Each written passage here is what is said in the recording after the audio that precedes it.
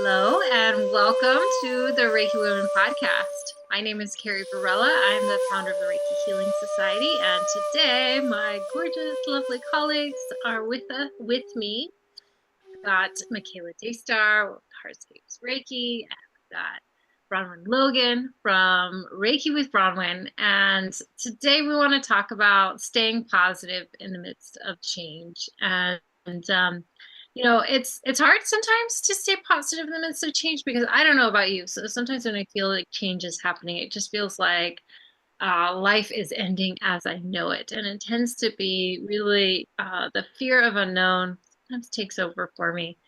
And forget that change is good.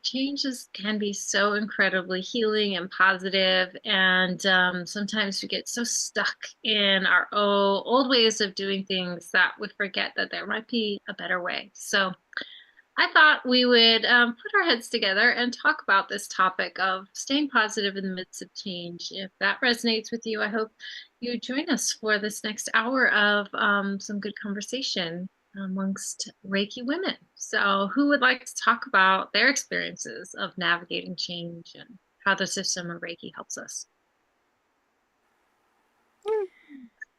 I'm happy to start. Yeah, I mean, I appreciate, Carrie, that you named just right off the bat that like change of all kinds, big changes, small changes, changes that are in the direction of something subjectively positive or negative or neutral, that no matter kind of what the characteristic of the change overall, our system, like our body, our heart, our mind, can relate to any kind of change as a as something that's frightening, as an ending of something that causes some feeling of threat or uncertainty. And it's important to keep that in mind, especially when we're talking about changes that are in the direction of something that we consider positive or that other people consider positive, because it can be really confusing when we start to feel feelings of anxiety or fear or trepidation or resistance or even depression, sadness, like in the face of a change that is supposed to be positive. And I know in my life, I've had moments like that where I felt, some shame around having feelings like that.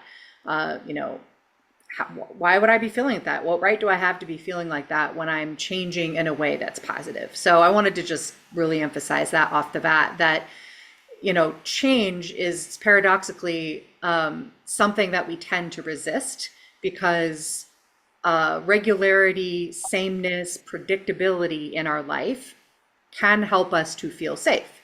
It can help us to at least feel like we know what to anticipate, what to expect from our life, even if we're in circumstances that are really difficult. It's kind of the idea that the known difficulty can be more appealing than the unknown, right? And change always has aspects of unknown, even if we've got the thing planned out really carefully. So we're going to tend towards predictability to feel stable. And so change of all types can feel threatening. It can feel destabilizing in some way or another. And some changes take a really long time, right? There can be a long period where there's this transition happening. The other thing to keep in mind is that change is actually constant. It's happening all the time. It's happening constantly in tiny ways, and these larger waves of change just consistently come throughout our life. And so although these big changes can feel, momentous, they can really call our attention, and then the times when we're not in a big change can feel very static, it's helpful to remember that we're actually changing all the time. So, with kind of that context in my mind, I think about the question that you posed, Carrie, how do we stay positive in the midst of change? And specifically in the midst of liminal space, that space in between where we have stopped being what we once were, right? The change has been initiated in some way. We have begun the journey of whatever the change is. But we're not yet on the other side of it, or we're not yet in a place of stability inside of the change. So we're in this liminal space where we're not what we once were, and we're not yet what we will be. And that's the space that can bring up so many challenging feelings. And I think what comes up for me just initially is the idea that we may seek to kind of overall experience positivity in that liminal space. And it's perfectly fine and even desirable to make room for what we might consider unpositivity, right? We have to make space for feeling afraid, for making mistakes, for running into barriers, for having difficult times. And the question of resilience then comes in. How do we maintain, movement through that liminal space when we're running into things like that?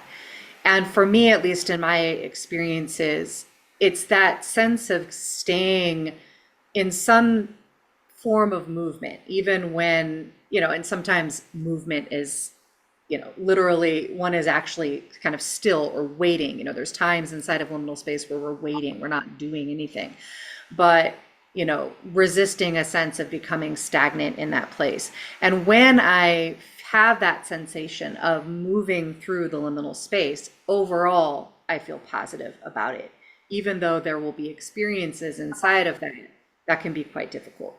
So I think just kind of all of that is just setting a little bit of context for this idea of staying positive inside of change, to help us kind of fill in this, fairly complex space. The question feels simple, but has a lot of complexity to it. So with that, I would say I would define staying positive inside of change as making space for whatever it is we're experiencing in that process so that we can keep moving through it.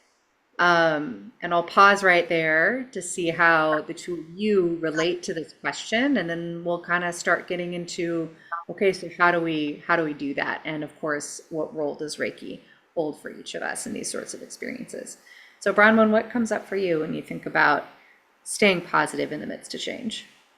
Yeah, I liked all of what you said. I think the challenge actually is in the wording a little bit, because that's what you were just sort of trying to struggle with. I think, getting that, the meaning of something. When we use the word positive, you said, it's a characteristic. It's an adverb. So it's something that describes something rather than it being I mean, when we talk about duality, for example, we will talk about things being hot and cold, or the sun and the moon, or male and female. But to actually say positive and negative, which some people might consider those things to be dual elements, in many ways they're not, because they're not the thing itself. They are a description of something. And because of that, as you said, Michaela, it's totally subjective. So if we're thinking them as I think the word you used was it's a characteristic. And so if we're thinking of them in those terms, they're not the thing. And I think instead of using, I think we could just rephrase it, and that would actually help us to get a different angle on it and maybe be able to work with it a bit more. But maybe instead of using the word positive, we could use the word acceptance. And, so accepting, yeah, what was it? So maybe finding acceptance inside of change. So it's saying to us then that we uh, need to find a way through. And that's that resilience that you were talking about. So the way of finding our way through is not by saying, oh, this is a positive or a negative experience, but that this is something that if I need to accept that there is always change. And what comes from that is what comes from change feeling wise is going to be a multitude of things. And you named a lot of them there, Michaela. Sometimes it's unknown, sometimes it's exciting. We can approach that in so many different ways, with so many different adverbs, if you like. So, like we can move into that, and we get to choose those in many ways as well, because it's how we choose to experience something. And as long as the acceptance is there that things are always changing, and that it's such an odd thing, isn't it, that we're born into change. We're born into it, and yet it's something that we almost don't want to accept. It's like we're just like, no, I like this, yes, or I love this, and that means it's got to stay that way. That's obviously not the case, and things are shifting, moving. Sometimes you just got to accept that it doesn't work, and sometimes it does work. Anyway, but those were my ideas just about staying positive or finding acceptance in inside of change.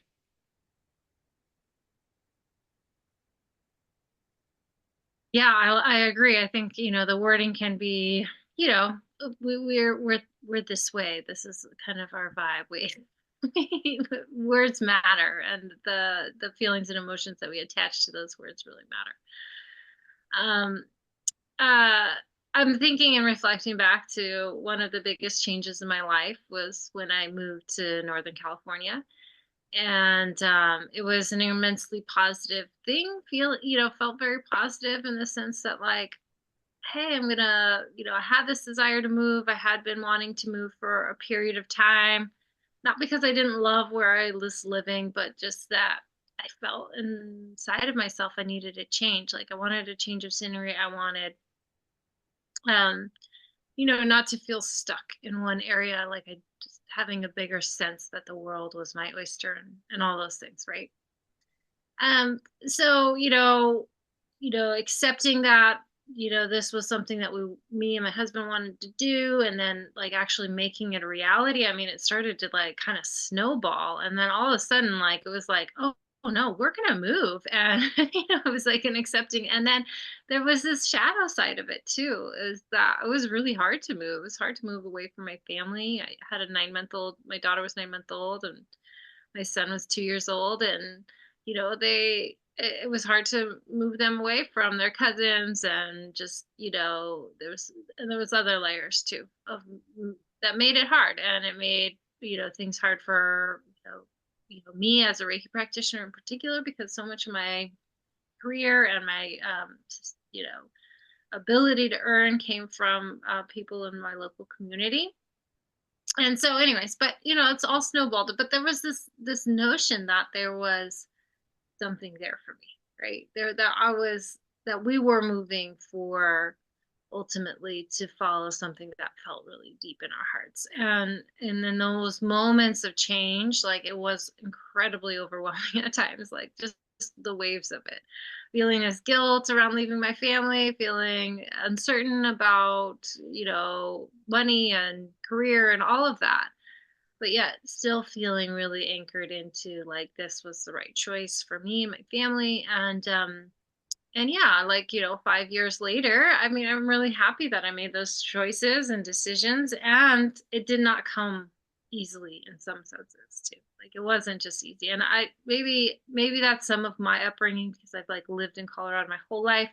I can really empathize now with people who've moved a lot and recognize how hard it is, to make new friends and build community in your area. And um, yeah, so, it brought up a lot for me, and there was a lot of things to navigate. And I think some days I got more stuck in a negative way of thinking, because there were so many emotions to process and feel, and it could feel like I was getting a little stuck there.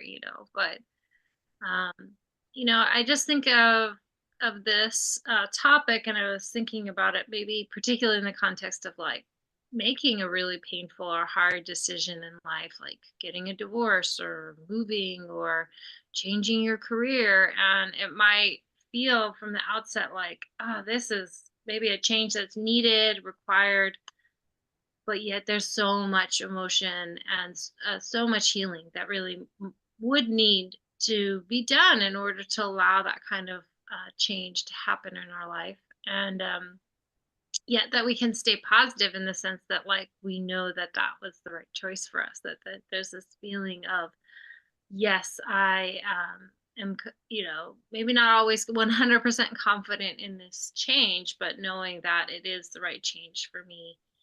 in any given circumstance. And it can be easy to lose that, when we're in we're in the throes of some change and some transformation. And equally, those are kind of big life transitions, but there's these like smaller ones, and maybe you see it in different ways. But of course, the Buddha said life is changing, life is impermanent, things are always changing. But um, in our small self, we want to, attach to what we know. And sometimes that's even our suffering. Like we want to attach to it because, like you were saying, Michaela, like we know that pain, we feel that pain. We become accustomed to it, and it's hard to imagine life without it.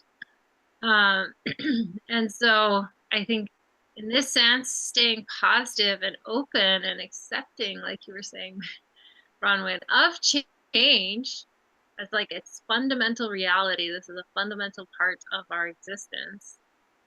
And that knowing that there is something positive, even in the midst of change that might feel really painful and dramatic.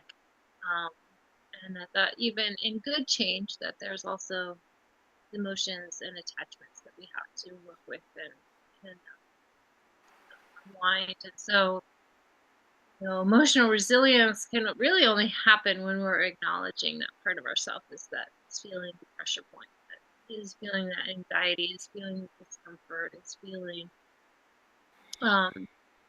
attached to a certain place or person or thing, or feeling like, I guess for myself, sometimes I feel like what I really need to offer my clients and yoga students and just everything is a sense of stability, that my doors are open and that they can continue to come into my practice when they need me and when they need that support.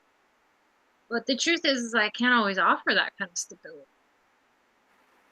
because I'm a solo practitioner, and things ebb and flow, and I have to make choices in my career, and in my offerings and stuff like that all the time, because if I continue to stay with something that's not working for me, then I'm just martyring myself, right?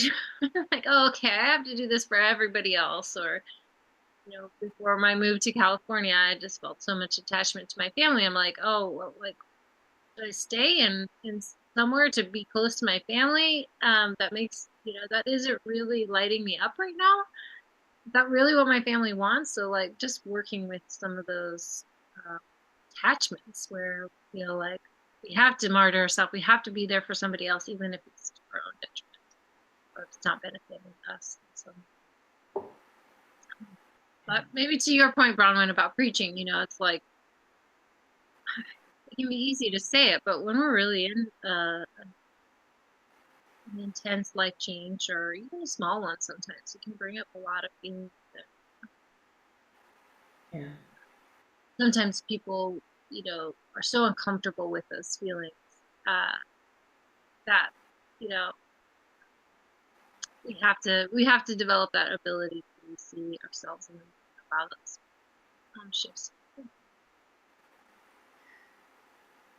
Yeah, I totally agree there. And like, if we think about what role does Reiki as a practice have inside of that, that's a huge one, right? Giving us the ability to make space for all of the complexity of what we feel, to just allow, what it is and to move it through rather than kind of constricting around it. And the other piece is around, especially if we're talking about a really complex life change, but I think this is true for the smaller ones. It's perhaps easier to see as an example in the larger, more complex changes. But again, I think this has a lot of truth even in smaller, more day-to-day changes. But the process of viewing the arc of the change itself as dynamic and as having as being made up of many individual moments. And if we call on our precepts and really focusing on just for today, just for this moment, even in the midst of an incredibly difficult change, we'll find many, many, many, many moments that are peaceful, that are joyful, that are a relief, that are calm in some way, that maybe are exhilarating. And, as you were sharing your example of moving, the example that came up for me was the process of getting divorced, which was a pretty long process for me. And, if I kind of think about the totality of the arc of that, from like, making the decision to kind of the completion, I would say probably that was an incredibly difficult and painful change. And, what jumps out in my mind is all the really, really difficult parts about it. Relationally difficult, logistically difficult, figuring out how I'm going to be a single parent, working through the emotions, working with my kids on their emotions, navigating things with my ex-husband. Like, overall, an incredibly difficult change that I avoided taking for a very long time, because again, choosing the pain that we know over the pain of the unknown was absolutely what I did for a very long time. And, sometimes it has to just get to a point where you're like, actually, I think what's present might be more painful than not knowing what's going to happen on the other side of the change. But if I think about that change in a more kind of measured way, and if I kind of drop into, a more of a calm space, and I think about the totality of that time, there were so many moments that I could have defined as peaceful, as positive, as joyful, as exhilarating, as liberating. Many, many, many, many moments, moments that brought, pride and, a sense of accomplishment, resilience, and, all of the things. So it was a difficult change that was made up of so many different moments, many of which were very positive. And so, calling on that precepts practice of dropping into, okay, right now, what is true right now? Right now, can I be in compassion? Right now, can I be grateful? Right now, can I be unattached to fear and anger? Right now, can I be true to myself? Right now, is this a peaceful moment? And so, cultivating a practice of checking in with what is actually true right now, right? Because, like I said, many of those moments, if we look at right now, we can say, hey, that looks like peace to me. That looks like calm to me. And that can be wildly helpful in moving through a big change. It can be wildly helpful on the front end before we've made the decision to enter into the change. I mean, obviously there's many changes that just happen to us that we're not making a decision about. But, something like a divorce or a job change or a move, these are changes that we make a decision and we enact, right? We take action to make them happen. And so we have to initiate them in some way. And that process of being resistant to that initiation can be a real source of pain and discomfort and maybe, loss of opportunity or money, because we're resistant to taking that first step. And even on the front end, being in a practice of just for today and really noticing how many moments are truly peaceful can help us to get ourselves in the right mindset to make that initiating change. And then as we're in that arc of the change, of the transition, in that liminal space, returning to that practice of noticing right now in this moment what is actually true. And, how much of this moment is really like immediately challenging me and actually needs some kind of response from me. And there will be those moments, certainly. Which, where is there going to be a response needed from me next week, but not right now, right? So am I dwelling on that, or am I right now? Incredibly helpful practice, simple, not necessarily easy, because it is so natural when we're in that state of challenge to be dwelling on the future, to be focused on what's coming up, what's next, what's going to happen. I don't know. What am I going to need to do next week about this thing? Or to be, dwelling in the past. Wow, it was simpler before I made this change. Or what if I had done this differently? What if I had done it 5 years ago? What if? What if? So that practice of really staying in today, staying in this moment is so beneficial when navigating that. And then, I'm like a broken record. I will always name the benefit of Reiki, of helping us to feel like there's enough space inside of ourselves to feel all of the things, for all of the things to be true that feel like they're in contradiction to each other.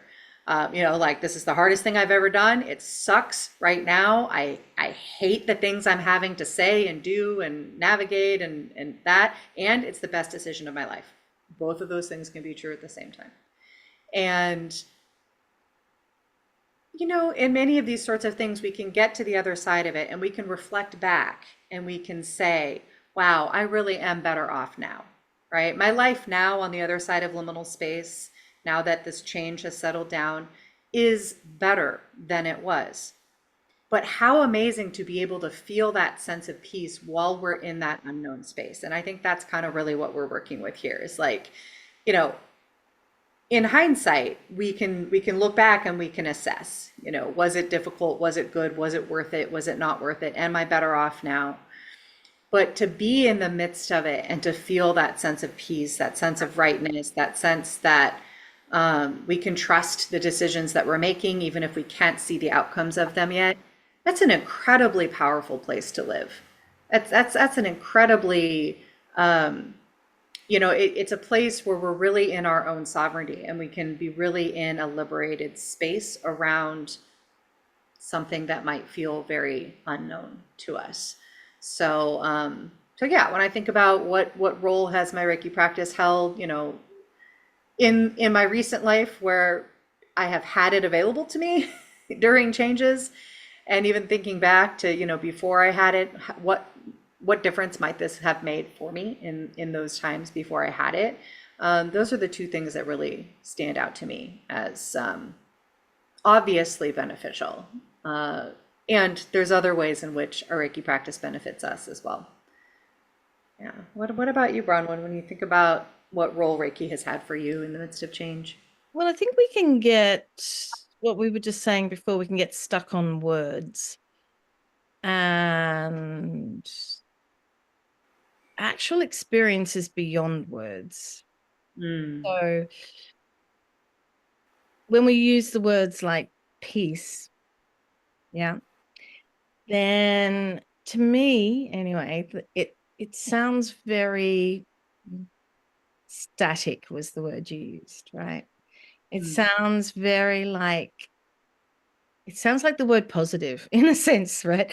Only because it's this thing that it's like we want something, and that thing is this, you know, it has a form and nothing beyond that form. And once we have that form, we have it, and that's it. And I think that we need to use words because that's the beings that we are. And yeah, so I completely get that. But I'm just thinking that in my practice, for example, what I love is, well, sometimes we do it. I know that I do it when I'm teaching. I've seen other people do it. When people really get into the flow of what they're teaching or practicing, and their body starts to flow with the movement of the energy without them really realizing that that's happening. So there's this thing happening. Look, people do it in all different ways, but I'm just using one example here. So, and that's where the body, when we're maybe in meditation or when we're really in the flow, sometimes it might be when you're writing, it might be just thinking, or you know, to be meditating, contemplating, even talking, as I said, and just this sense of really being in the flow, and it's not static. It's a shifting, moving thing of being in the moment, which is such a, those things to me sound contradictory, because in the moment sounds like a specific time. Like I was saying, like peace feels like a, you know, it has, I'm going to be peaceful, right?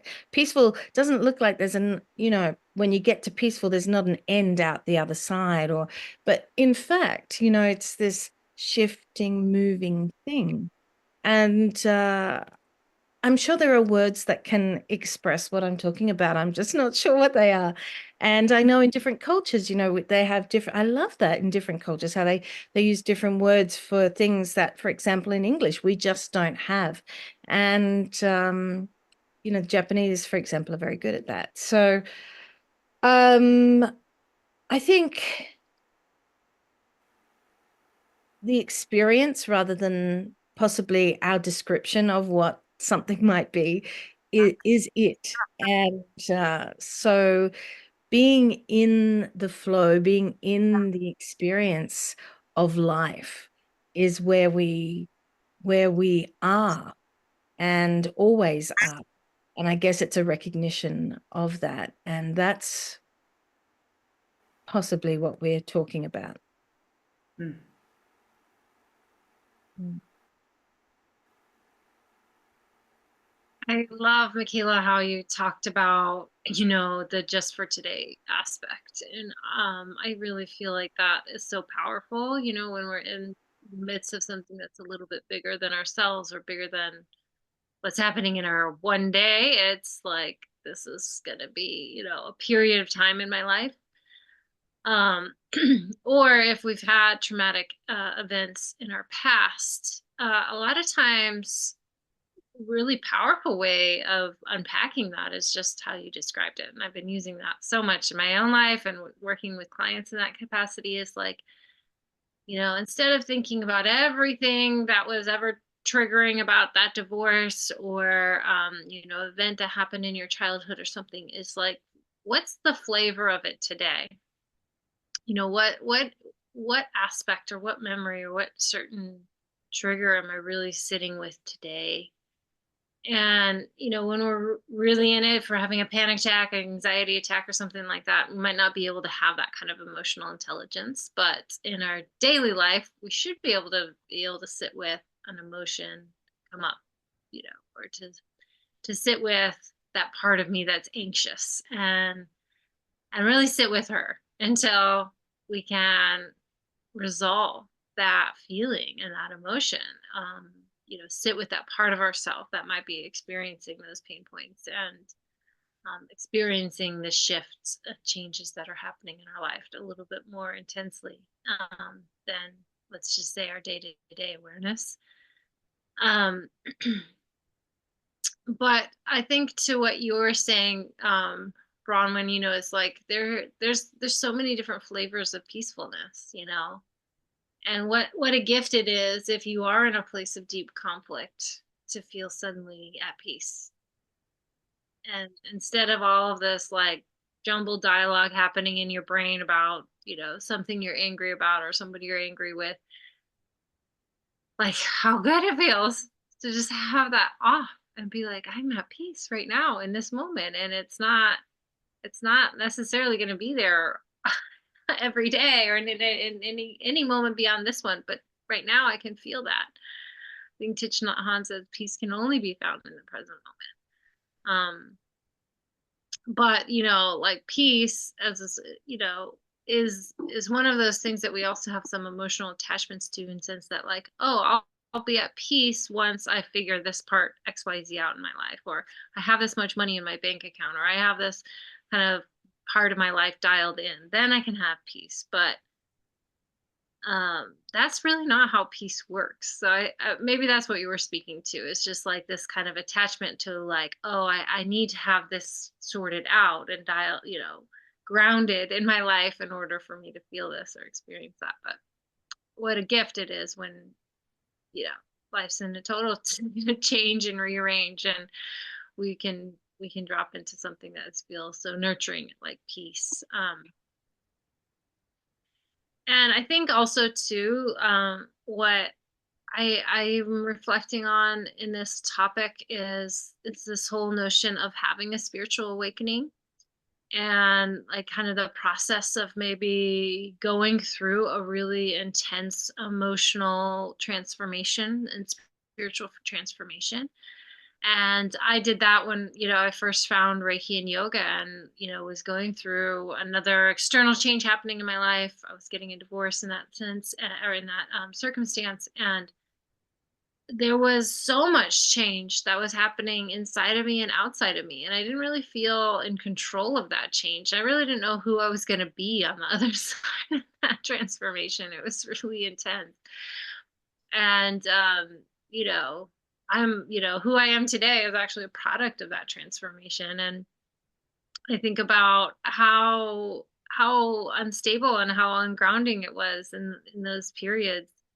And yet I had this trusting of the process, and I felt really anchored into my practice to help me navigate those waves. And um, sometimes when I feel that, like, that change might be required, or that there's this kind of spiritual aspect of an awakening or a transformation happening in me, I kind of want to stifle it sometimes, honestly, because it was such an immense period of change and transformation in my life. And I'm like, I don't want to ever do that again. I don't want to go through that again, that kind of level of inner reworking. And but the truth is that sometimes it's just required, little aspects of that. And that is some part of walking a spiritual path, is that we can't, let the way we externally define ourselves become our own inner reality. Sometimes we have to shake that up too. Um, and that process can be really destabilizing, but it's a good process. It's a good thing, because more than likely what we're attaching to, or what we're trying to attach to, is something that is impermanent, that isn't really who we are. So it needs to change.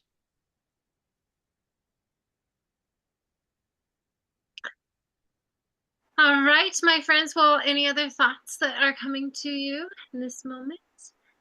I was just thinking about the timelessness of time.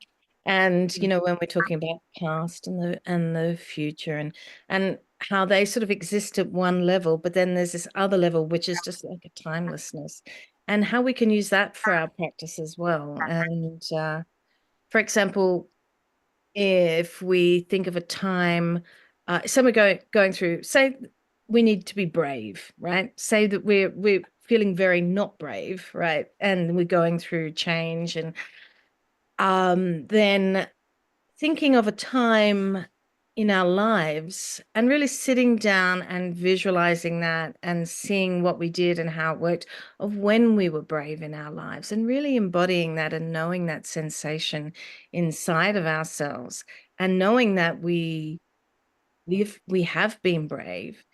It's a part of us. It's not like it's something outside of us. And tapping into the timelessness of who we are, and allowing then those qualities of who we've been, and who we are now, and bringing that memory of that physical memory, the emotional memory of that into our lives, and really sitting into that and tapping into these elements of ourselves that we forget. So we are brave. We have been brave. We will be brave.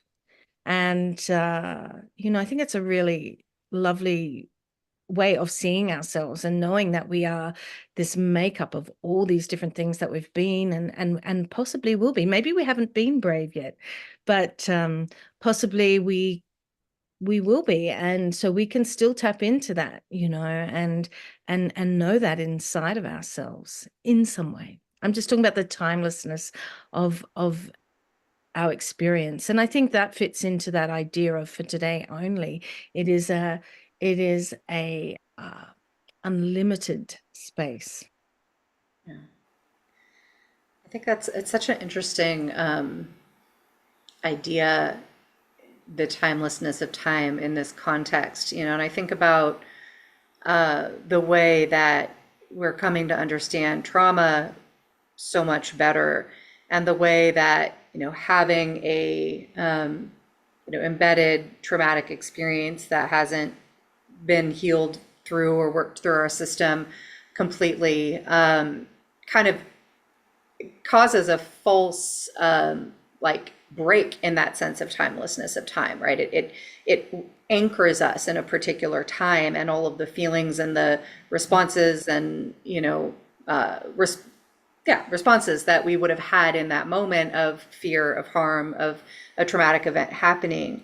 And in those moments when we're stuck in that cycle, remembering that we are brave, remembering that we can be peaceful, remembering that we can express, anger or fear in a healthy way and then let it go, isn't available to us, right? It's this like, it's this constriction of time where all of a sudden we're in this false like prison of time where we're stuck Mm. in that in those memories. Um, and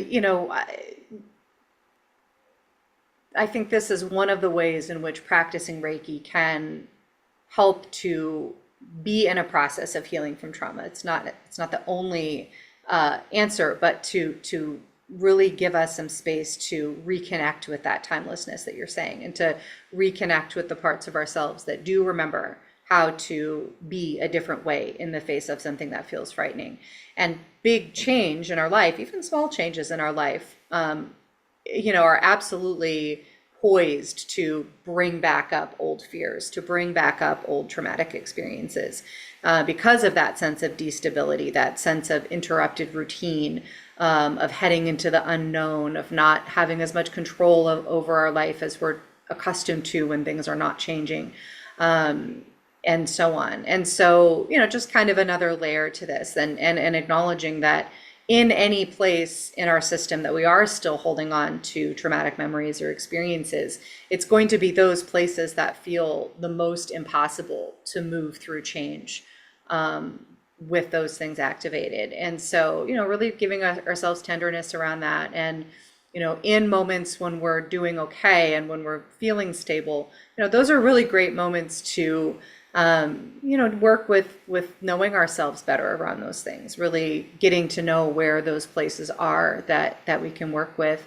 Because I love the way that you talked about, once we've been brave, we're always brave, right? Even the latency of, the existence of that sensation, even if we haven't enacted it particularly in our life, it's there in this timeless space. And so again, putting more space around our experience so that we can step into that place where there's more possibility, right? And who we are is more possible than when we're in a real constricted sense, of what's happening, when we're responding in fear or in anxiety to a change that's happening.